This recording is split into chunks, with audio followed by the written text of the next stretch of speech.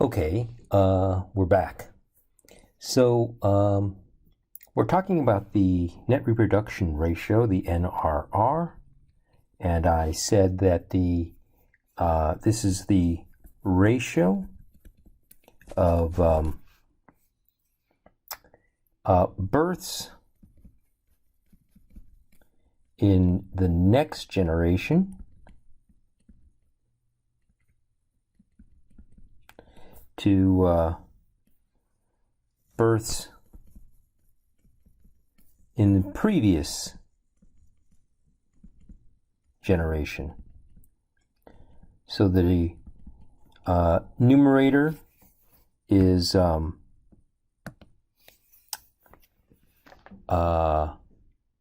the kids of the people in the denominator.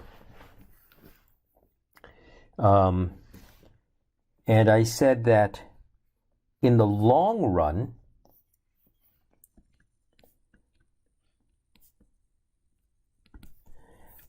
if the NRR is greater than, equal, or less than 1, then the population grows, remains constant, or decreases. So that means that R will be greater than, equal, or less than 0.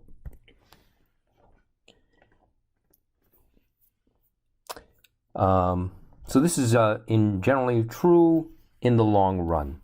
The NRR, just like the growth rate, can go up and down each year. Some years it may be less than 1. In other years it may be more than 1, but it's only when the NRR is constant for a long time or is above 1 for a long time, not just for 1 year, but for a fairly long period of time, that the growth rate R will be greater than 0. So these are long-term relationships, not year-to-year relationships. Let me introduce another number here. Since we were looking at the births in the next generation, the births in the previous generation, I'm going to say, although we have this relationship, when NRR is greater than, equal to, or less than 1, then we know that the growth rate R is greater than, equal to, or less than 0. Can we do any better? And in fact, there is a relationship between the NRR and R, and the growth rate R, in the long run. And it has to do with the generation length. So let's say that the average generation length, between these people who were born in the previous generation and their children, we can calculate when they had their children. We can get the average of all of the average age of the people when they had their children. We can call that the generation length. So I'm going to call that number G. So G is the generation length.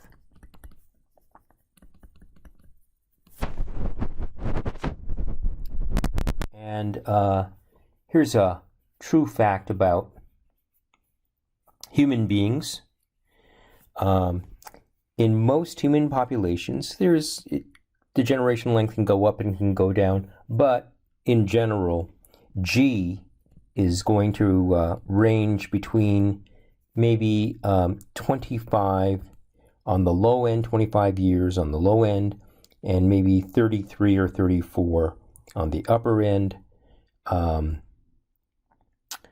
When people have their children young, and they stop early, then they're closer to 25. If they delay, then the average generation length is a little bit older, and it'd be 33.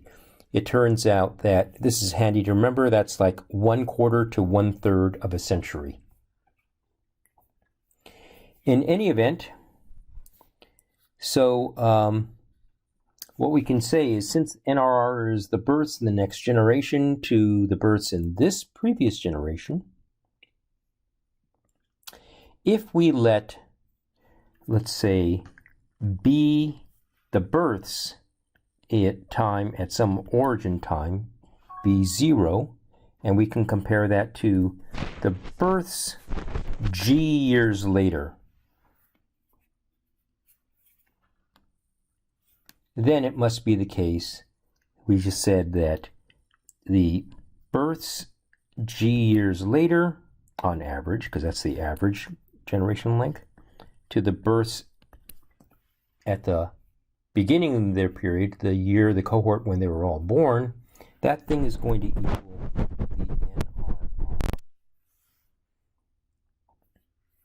Well, we've seen something very much like this before, this ratio of a population at one time to a population at a previous time. Let's remind ourselves that we've seen things that look like K T over K0 equals either e to the RT, or, and that's the exponential, or we saw that it looked like K now sub t equals K0, 1 plus R to the t.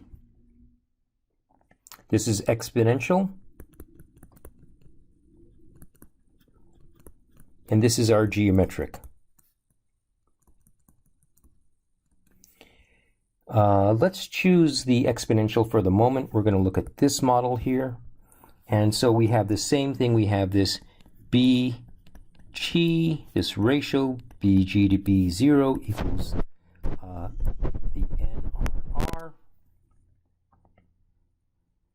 So it must be that if we can find a growth rate R, we're looking for a growth rate R here that's going to be related to this NRR there, then it must mean that the NRR, according to this exponential model, is going to be equal to e to the RG.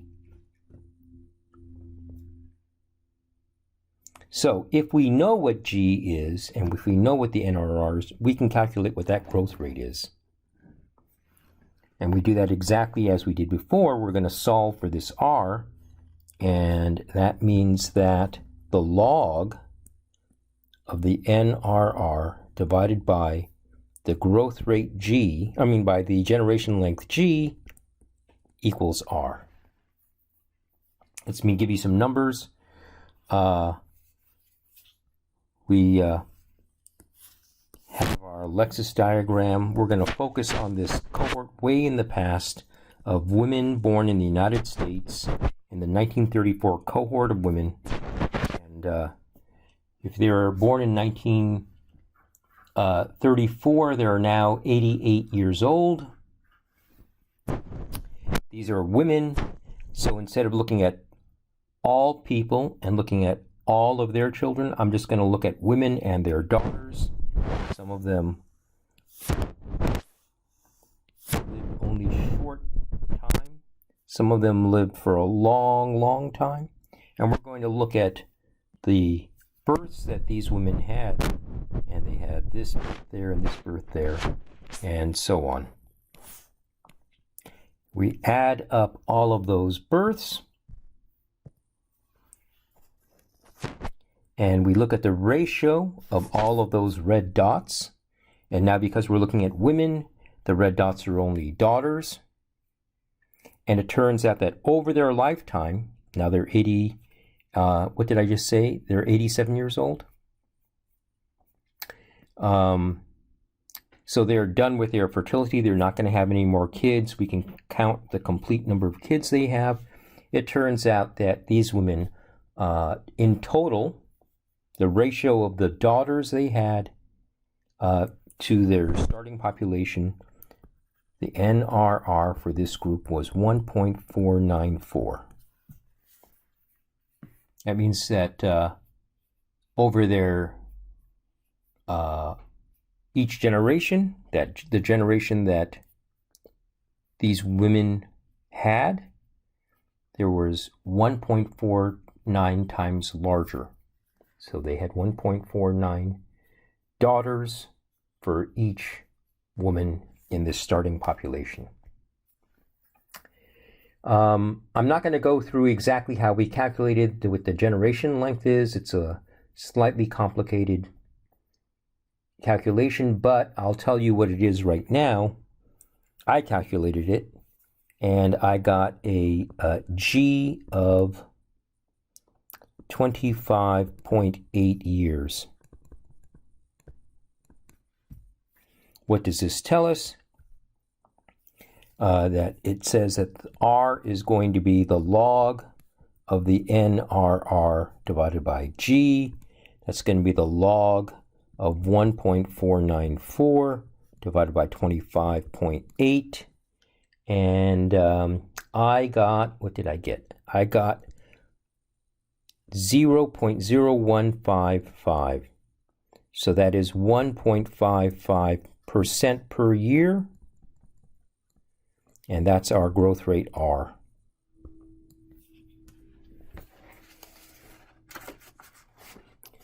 I'm going to come back to something we set up here. We're talking about this R0. This in epidemiology, this is the reproduction number in epidemiology, and we were talking about the COVID-19 pandemic.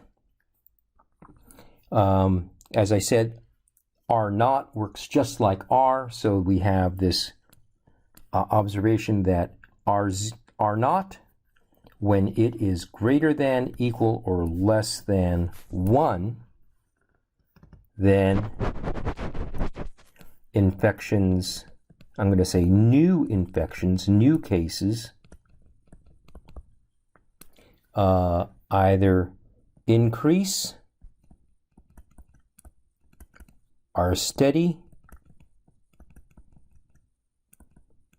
or decrease, according to this R0. Okay? When they're steady, we actually call this thing endemic. Let me make a couple of quick comments about the COVID-19 pandemic that we're facing at this moment. Let me make this first comment, and that is when R0 is less than 1, a decreasing new cases or decreasing new infections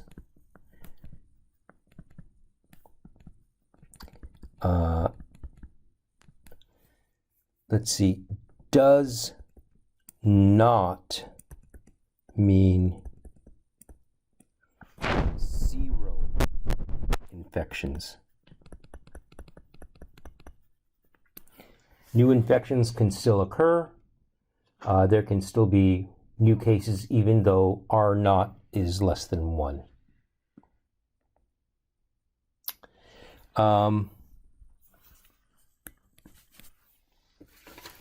So what do we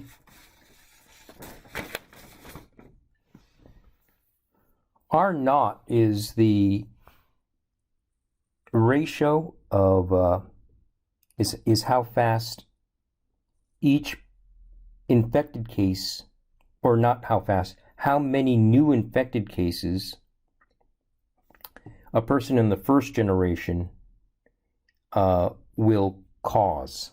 So it's the ratio of new cases related to every individual case.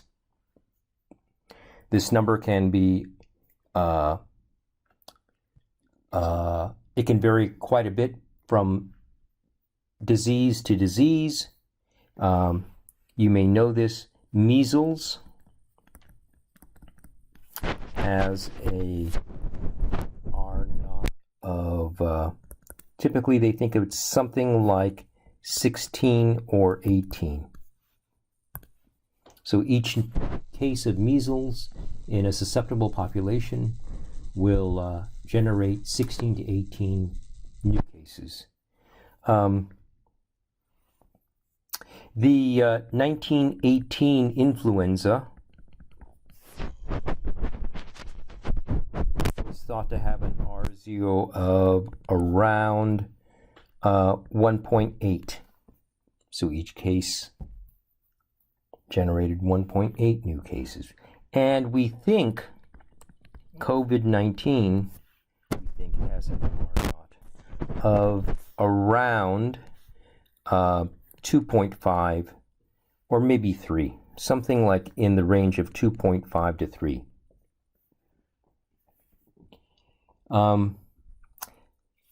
R0 applies at the very beginning of a pandemic. Sometimes what we're interested in, though, is how that R0 at the very beginning transitions into a stream of R's, of effective R's, over time. So we have something that we call an effective R. Sometimes it's written REFF like this, and it measures how many cases there are not just at the very beginning of the pandemic, but over time.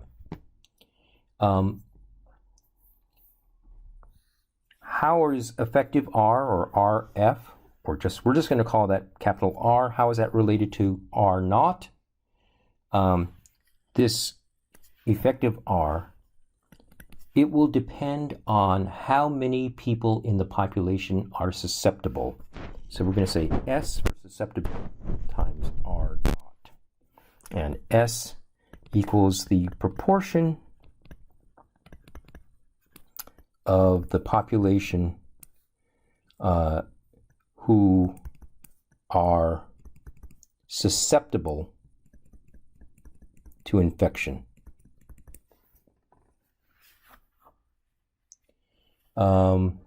So at the start of a brand new infection, S is 100%. At time 0, no one has any immunity. Then so S equals 100%, and our effective R, 100% times R0. Our effective R is just R0.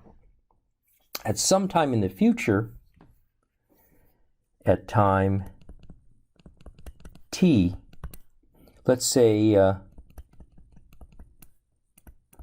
S, some people have gotten the disease already, and in this case, let's say that having gotten the disease, you are now immune from reinfection.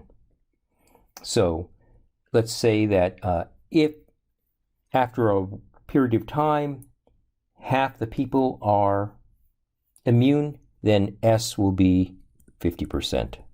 Okay, so that's how we use this susceptibility.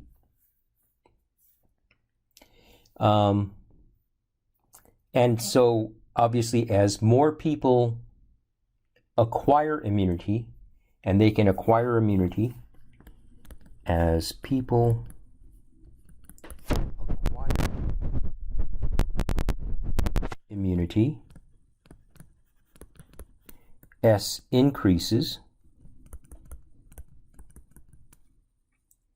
and you can acquire immunity either through infection, through natural infection, you get sick,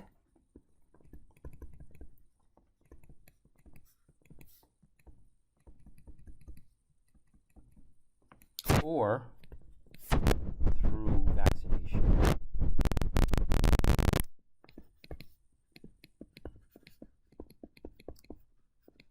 Okay? And as people acquire immunity, that S increases. S decreases. As people acquire immunity, S decreases. So it went from 100% down to 50%. Decreases. Immunity, as people acquire this number, the proportion susceptible decreases. The proportion immune increases, so they are reciprocals. Okay? And now, here's something that you may have been hearing people talking about, and the question is, at what level R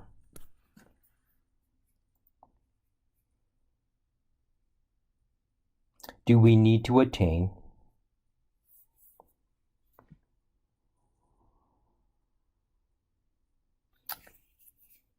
what level of S do we need so R is less than 1? When R is less than 1, then the disease can no longer grow. Eventually, it will decrease. Okay? Well, we just said that R equals S times R0. If we're interested in the values of S that make R less than 1, those are the same values that make S times R0 less than 1. So, we're looking for S less than 1 over R0. And if S is less than 1 over R0, then R is going to be less than 1. And this is so important, I'm going to draw a box around that.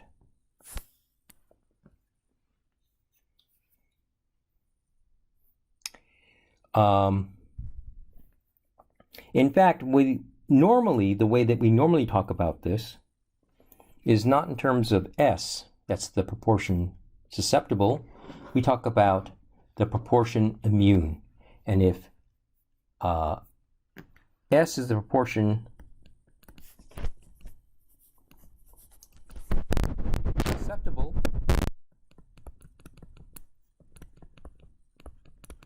then 1 minus S equals the proportion immune.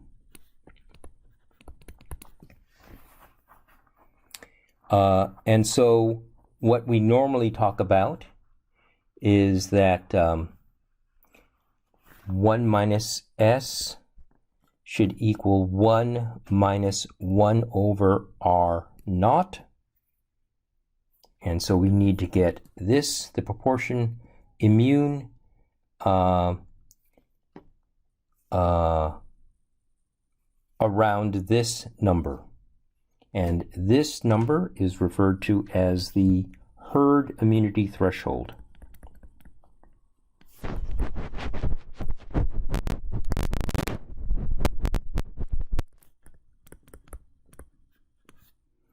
That is going to be the proportion that we need to have immune.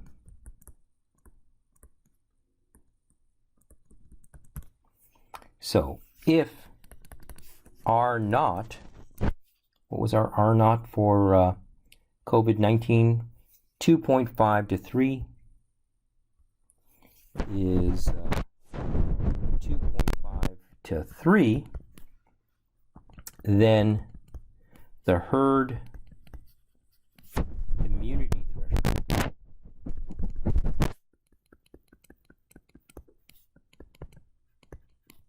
is going to be something like 1 minus 1 over 2.5 or 1 minus 1 over 3.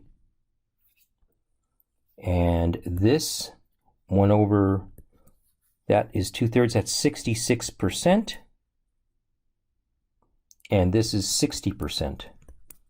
So in order to get the COVID-19 under control, we need to get a herd immunity threshold reach of something like 60 or 66%, in that range. Okay, let's actually, maybe I should say one more thing beyond that. Maybe I'll say just one more thing, and that is, if you look in most of the newspapers and most of the journal articles talking about herd immunity threshold. From a demographic point of view, that's like talking about the NRR. And in fact, we might want to know what the generation length is, the average time for one person to infect. In the COVID-19 case, 2.5 to 3 people. So from a epidemiological standpoint, we might want to know